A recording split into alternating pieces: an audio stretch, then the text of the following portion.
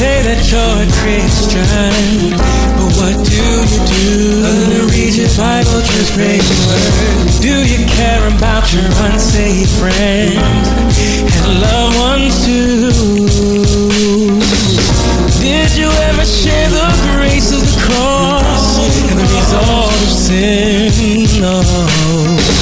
Or do you just invite them out to church, hoping they'll come in? See, you gotta decide to give up your life. There's thousands of people dying, going to hell tonight. We gotta share the gospel of Jesus Christ.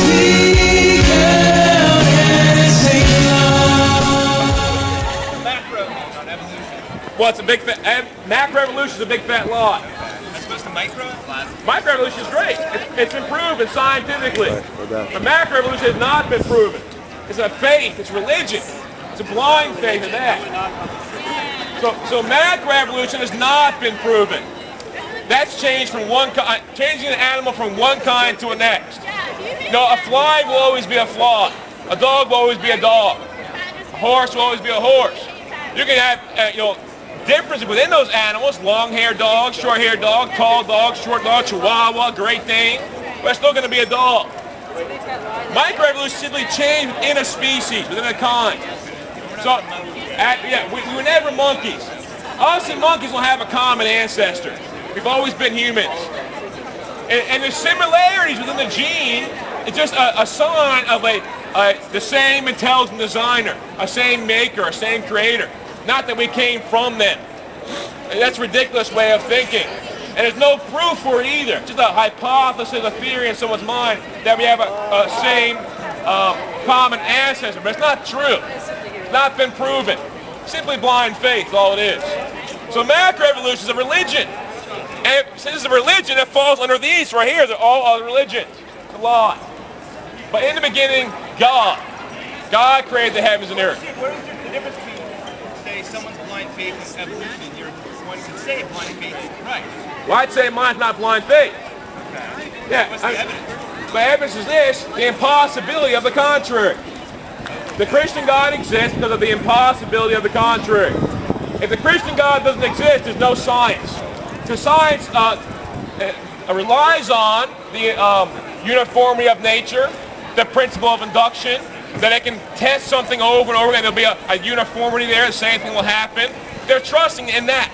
But without, in the beginning, God, a creator, who created this uniformity in nature, there is no science. There's no principle of induction to trust. You can't induce, if I wake up in the middle of the night and stub my toe on the coffee, or stub my shin on the coffee table, I would say, that hurt.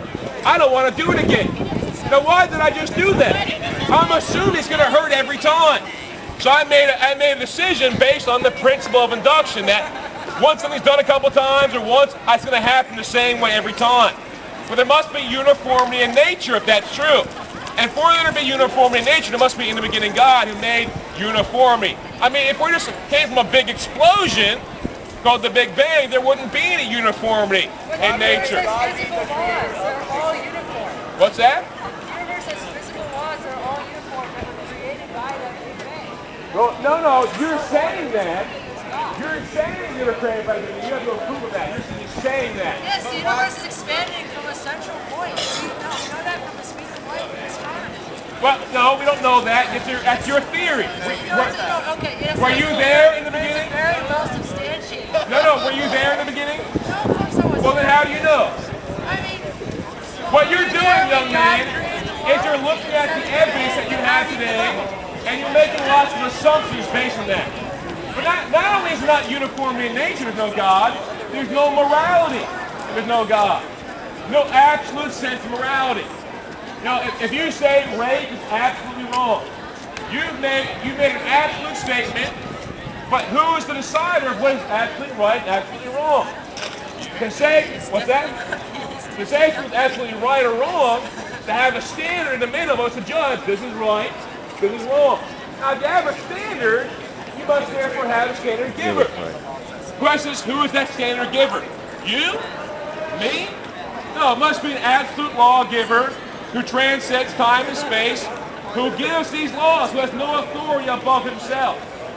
So if you don't believe in the beginning God, and you say rape's wrong, you can't say it's absolutely wrong. You say I think it's wrong, or I hope it's wrong, but you can't say absolutely it's wrong, because this guy over here can say, well, I think it's okay.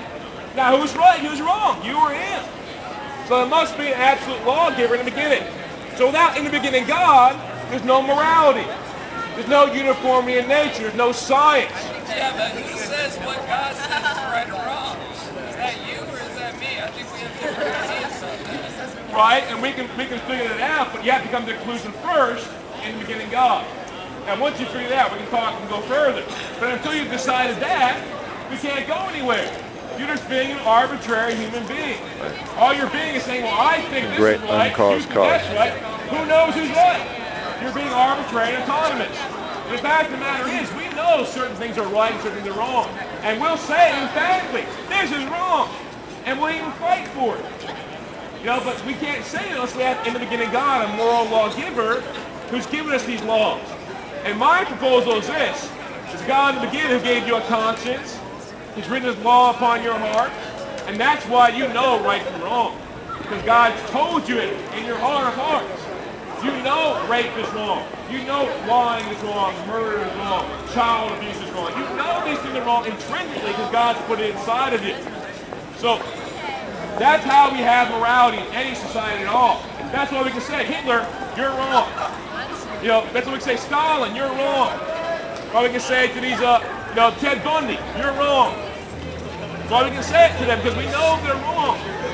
But if we don't have a God in the beginning, we're going to say, well, I think they're wrong. And our society has made these ideas of right and wrong, and therefore our society will punish them. That's not the way it works.